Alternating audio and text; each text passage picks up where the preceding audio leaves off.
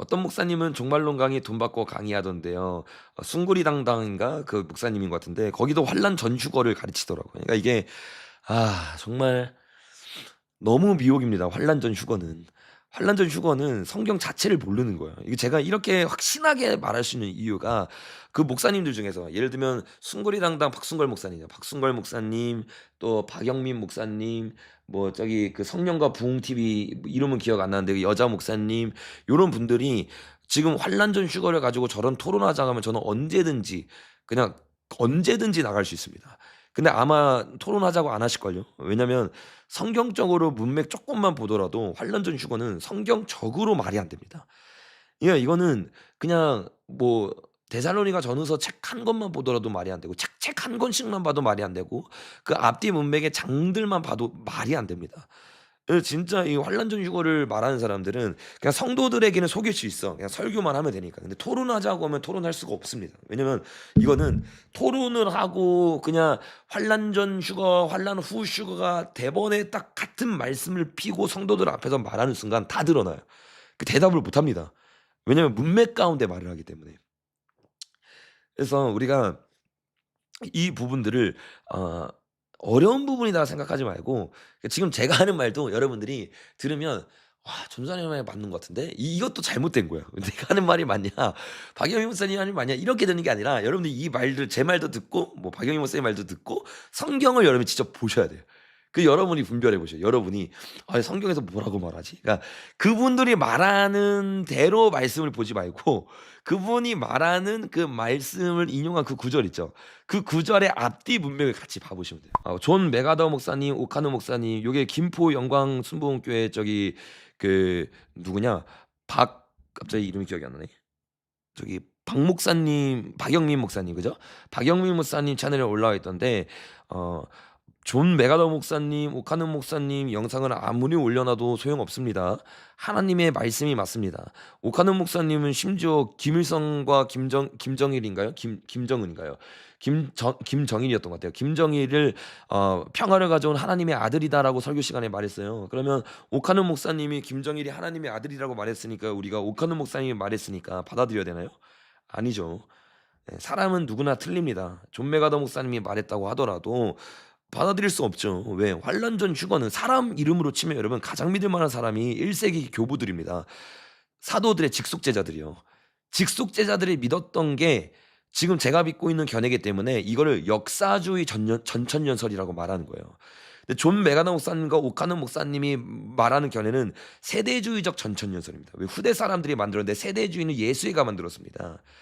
그러니까 그냥 뿌리만 보더라도 예수회가 만든 세대주의적 전천전설을 믿는 존 맥아더 목사님과 오카노 목사님이 맞겠어요? 아니면 역사적으로 사도들에게 직접 배웠던 속사도 교부들이 말했던 역사주의 전천전이 맞겠어요? 그냥 인본주의적 관점으로 이 사람이 맞냐 내 사람 저 사람이 맞냐라는 관점으로 보더라도 역사주의적 전천전설이 훨씬 더 신빙성이 있습니다.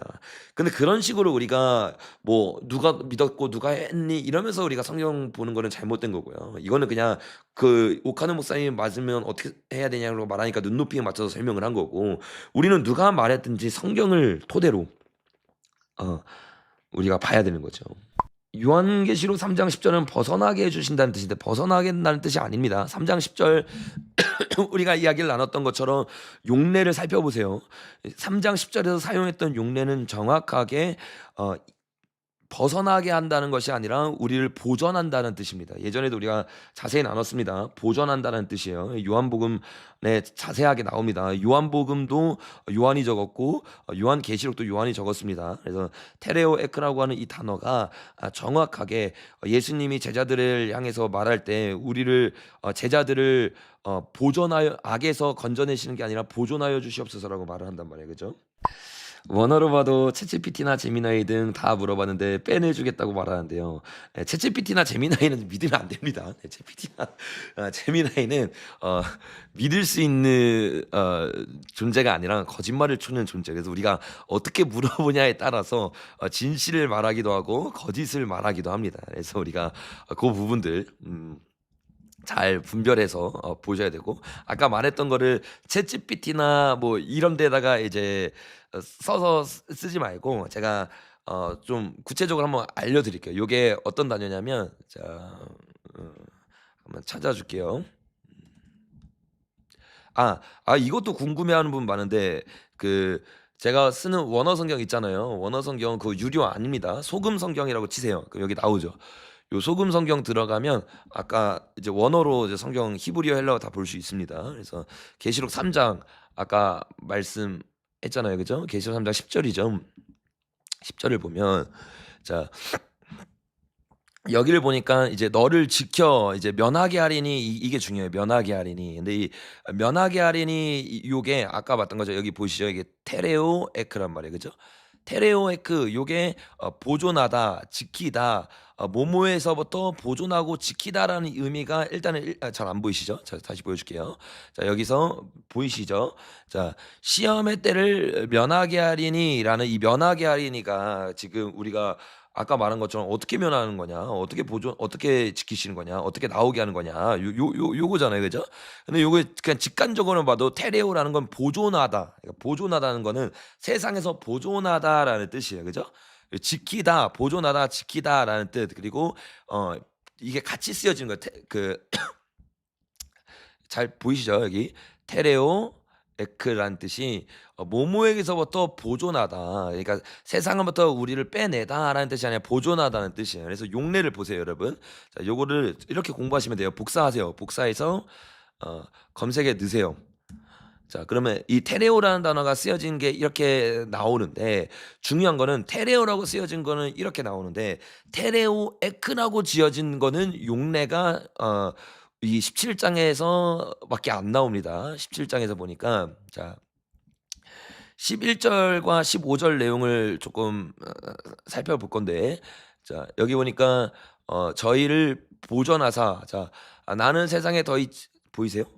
자 나는 세상에 더 있지 아니하오나 저희는 세상에 있사옵고 나는 아버지께로 가옵나니 거룩하신 아버지여 내게 주신 아버지의 이름으로 저희를 보전하사 우리와 같이 저희도 하나 되게 하옵소서라고 말을 해요. 근데 요거 문맥으로 이제 좀 더 보면 어 보이 보이시죠? 자 11 장에서 말하고 12 장을 보니까 내가 비옵는 것은 좀 더 확대해서 한번 봐 볼게요.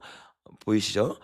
내가 비옵는 것은 저희를 세상에서 데려가기 위함이 아니요 오직 악에 빠지지 않게 보전하기를 위함이니이다라고 하네요. 보전하기를 위함나이다. 근데 요게 뭐냐면 아까 봤던 것처럼 자 테레오 에크를 쓴단 말이에요. 여기 보이죠? 테레오 에크.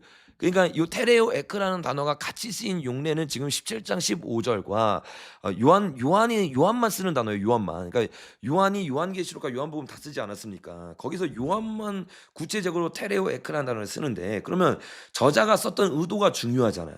그 저자가 요한복음에서 뭐라고 썼냐면 세상에서 데려가는 휴거가 아니라 다만 악에 빠지지 않게 거기서 보존해 주세요. 요게 테레오 에크라는 뜻이라는 거예요.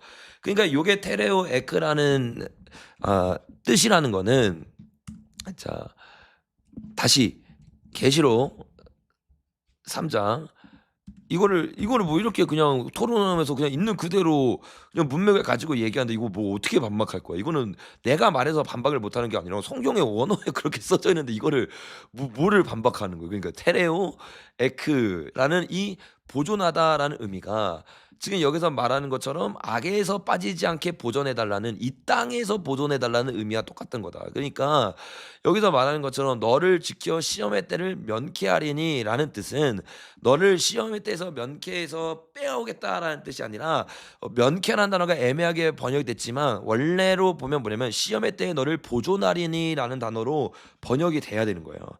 번역 자체를 개역 개정을 번역한 사람 자체가 서양의 이 헬레니즘의 복음 가운데 사로잡힌 상황 가운데서 환란 전축어를 믿은 상태에서 번역을 하니까 요걸 보면서 면케하린이라고 이 테레오 에크를 잘못 번역한 겁니다. 이거 제대로 번역을 하면 요한복음처럼 보존하게 하소서 그러니까 너를 지켜 시험의 때에 보존하리니라고 원래는 번역을 했어야 된다는 거예요. 어떤 말인지 이해가 되세요? 그래서 요거를 그냥 제가 그냥 간단하게만 지금 여러분에게 이야기한 겁니다. 그래서 우리가 이제 말한 것처럼 그러니까 챗GPT나 제미나이 이런 거는 제가 뭐 여러 번 말하지만 믿을 수가 없어요. 제가 예를 들면 제가 지금 여러분에게 몇 주 전에 가르쳤던 세계사와 철학사 있잖아요. 제가 말한 대로 챗GPT랑 그 제미나이 말하면 그렇게 말 안 합니다. 왜? 제미나이와 챗GPT는 그냥 지금 세상에서 말하고 있는 대세의 흐름으로 우리에게 말해 줘요.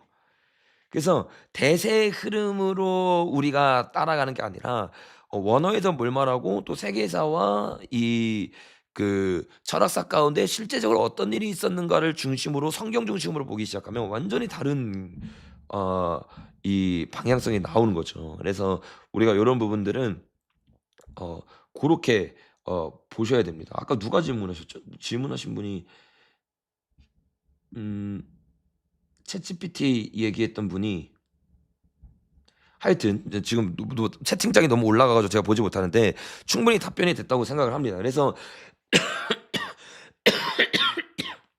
뭐 요게 지금 이거 뭐 계시록 3 장뿐만 아니라 지금 뭐 말하면 그냥 계속 다 말할 수 있습니다. 그러니까 이거는 여러분들이 원어 성경은 아까 봤던 이런 소금 성경도 약간 요런 말들에는 약간 그 뭐랄까 그 오류가 쪼끔씩 있어요, 쪼끔씩. 그래서 요 성경만 보지 말고 제가 그 어플로 추천했던 피트릭 성경 거기도 원어 확인할 수 있거든요. 그래서 피트릭 성경이나 아까 말했던 뭐 바이블렉스 이런 거 있죠. 요런 것들은 좀 유료고 좀 비싸죠. 그죠? 그래서 그런 걸로 해 가지고 우리가 한번 보면 되겠습니다. 에녹은 휴거됐지만 노아가 종교인이라면서요. 노아는 주님이 의인이라고 하셨어요. 네. 노아는 종교인이라고 한 적 없습니다. 네. 노아는 의인이죠. 네. 에녹도 휴거가 됐지만 유다서를 보면 에녹은 7년 대환란 마지막까지 외치다가 휴거가 됐습니다. 네. 그래서 그 아들이 죽을 때 심판이 임한다라고 마지막으로 죽기 직전까지 죽기 직전이 아니고 승천하기 전까지 예언했던 두 증인의 예표죠. 두 증인이 엘리야처럼 죽음 가운데 죽음을 이기고 승천합니다. 엘리야처럼. 엘리야랑 에녹처럼. 그래서 에녹과 엘리야가 이 두 증인의 예표예요. 그 저기 뭐냐 그 구약의 두 명이죠. 죽지 않고 승천을 경험한. 근데 이거를 두 증인의 예표를 휴거라고 말하면 어, 두 명만 올라가는데 그러면 두 명만 휴거 됩니까? 이게 말이 안 되는 거예요, 그죠? 환란 후 휴거가 있으면 지상 재림이 언제인지 궁금합니다. 아까도 말한 것처럼 환란 후 휴거라는 개념 자체가 파루시아라는 단어입니다. 휴거라는 단어 자체는 성경에 없어요. 파루시아라는 개념에서 휴거가 나왔는데 파루시아는 개념 자체가 왕이 오는 걸 영접하는 겁니다. 그래서 우리가 영접하는 걸 왜요? 영접하고 다시 오는 거잖아요. 그래서 예수님이 이 땅 가운데 오기 직전에 주님이 주님의 신부들을 휴거합니다. 이게 마태복음 24장에 다 나오는 말이에요. 계시록 17장에도 나옵니다. 자, 요것만 한번 살펴볼게요. 자, 환란 전 휴거를 믿는 분들이 계시니까 요거 한번 같이 한번 봐보세요. 자, 마태복음 24장에 가니까 자, 인자가 오는 것에 대해서 이야기를 하죠. 인자가 오는 때가 언제냐? 그날 환난 후에라고 말해요. 예수님이 환난 후에 임하시는데 즉시 해가 어두워지며 달이 빛을 내지 아니하며 별들이 하늘에서 떨어지며 하늘의 건능이 흔들리라. 그때 어떤 일이 있냐면 인자의 징조가 하늘에서 보이겠고 잘 보세요. 그때 땅의 모든 족속들이 통곡하며 그들이 인자가 구름을 타고 능력과 영광으로 오는 것을 보리라. 그가 나팔 소리와 함께 천사들을 보내리니 이게 나팔 소리죠. 나팔이 호련히 불면서 이게 마지막 나팔입니다. 그때 휴거가 일어난단 말이야. 나팔 소리와 함께 천사를 보내리니 그들이 그의 택하신 자들을 하늘 이 끝에서 저 끝까지 사방에서 모으리라. 자, 뭐라고 말하고 있냐? 자, 환란 후에 이 7년 대환란 후에 예수님이 재림하기 직전에 큰 나팔 소리로 먼저 예수님이 어떻게 하면 천사들을 보내어서 택하신 자들을 하늘 이 끝에서 저 끝에서 사방에서 모은단 말이에요. 요게 자, 이거를 똑같이 말하고 있는 게 계시록 14장입니다. 자, 계시록 14장 먼저 볼게요. 17장 보기 전에 우리 환란 전을 믿으시는 분들도 이거 보고 반론을 해보세요. 반론하거나 아니면 정직하게 한번 봐보세요. 자, 14장의 내용은 우리가 아는 것처럼 13장의 666표, 그러니까 후 3년 반이 지나고 난 이후에 대한 이야기입니다. 그래서 그 고난과 연기가 세세토록 올라가리로다. 짐승과 그 우상에게 경배하고 그 이름의 표를 받는 자는 누구든지 밤낮 쉼을 얻지 못해요. 그러나 성도들의 인내가 여기에 있대요. 자, 성도들이 여전히 있어요. 언제? 짐승과 그 우상에게 경배하고 이름의 표를 받는 666표가 만들어지는 후 3년 반 가운데 성도들이 있다니까요, 여러분. 교회 계시록 2 장과 3장 이후에 교회라는 단어가 안 나옵니다. 여러분, 그러면 교회론을 처음부터 다시 정의하세요. 평소에 교회론 말하면서 교회는 건물이 아니라 성도가 교회라며요. 근데 뭐 말장난하는 것도 아니고 계시록에서만 2장 3 장에 교회라는 이야기가 나오고 그다음에 교회라는 이야기가 안 나오니까 4 장에서 7년 대란이 시작되기 전에 교회는 휴거되는 겁니다. 여러분, 성도가 나오잖아요. 성도가 교회예요, 교회. 왜 계속 나는 말장난을 하는지 이해가 안 돼. 그런 말장난을 세계적이고 굵직하는 막 목회자라고 말하는 사람들이 대한민국에 내놓으라는 보수 목회자들이 그런 말을 한다는 것 자체가, 이거는 그냥 성경을 공부한 게 아니라 내가 믿고 싶은 교리를 그냥 성경으로 짜맞춰 놓은 그냥 그 관점 안에서 보고 싶은, 보아도 보지 못하고 들어도 듣지 못한 상태에 머물러 있는 거예요. 여기 분명히 말하잖아요. 그 고난 가운데 이기는 성도의 인내를 가진 자들이 있대요. 그들은 하나님의 계명과 예수에 대한 믿음을 지키는 자들이다라고 말하잖아요. 이 믿음을 지키면서 이기는 교회가 빌라델피아 교회고, 그죠? 지는 교회가 서머나 교회다라고 말했단 말이에요. 그래서 자 보세요. 결정적으로 계시록 20장을 보면 이 천년왕국에 대한 이야기란 말이에요. 그러니까 지금 환란 전 휴거를 말하는 사람들도 어쨌든 전천년설이기 때문에 천년왕국이 예수님의 재림 이후에 있다는 걸 인정하는 사람들이잖아요. 세대주의 전천년설도 전천년설이기 때문에. 그러니까 요게 예수님의 재림 이후란 말이에요. 그렇죠? 근데 뭐라고 말하냐? 또 내가 보매 천사가 무저갱의 열쇠와 큰 쇠사슬을 그의 손에 가지고 하늘로부터 내려와서 용을 잡았대요. 옛뱀에 잡히면서 천년왕국이 시작돼요.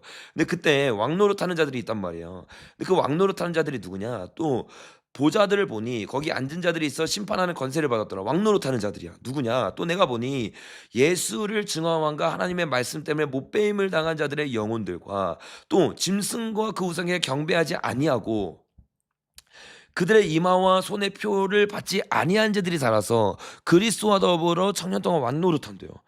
여기 이런 자들이 나오잖아요, 여러분. 예? 하나님의 말씀과 예수를 증언함 때문에 목배임을 당하지 않는 자들이 나오잖아요.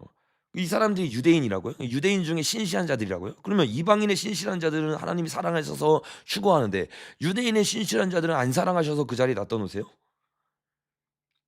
이게 말이 안 되는 거예요.